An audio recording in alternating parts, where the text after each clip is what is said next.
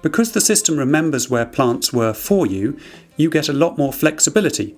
If you want to grow more potatoes and beans this year, or grow squash with your cabbage, that's fine. The garden planner will remember where each crop was. The more years since you grew them, the fainter the red warnings.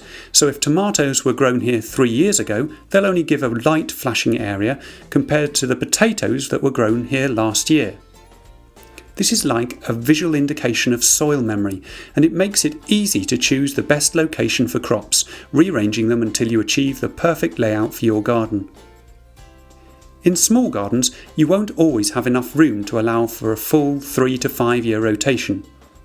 In such situations, you'll still get many of the benefits of crop rotation if you avoid the most intense flashing areas and rotate on a shorter cycle. Also, it's common to grow perennials and sometimes herbs in their own bed as they don't move from year to year.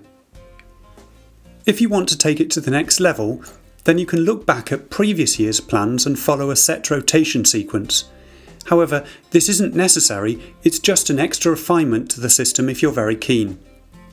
There are many ways of organising this, but the easiest is to follow the colours of the rainbow from blues and greens through yellows to oranges and reds.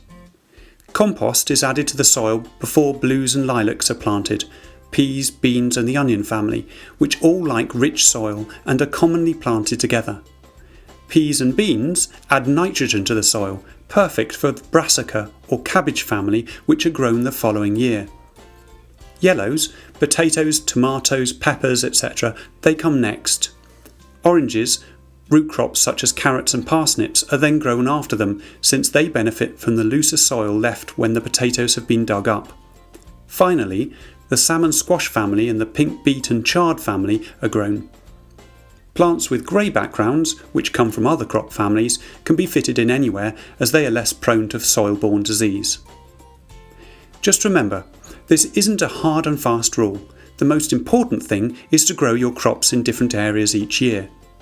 Mastering crop rotation is the best preventative medicine you can give to your garden.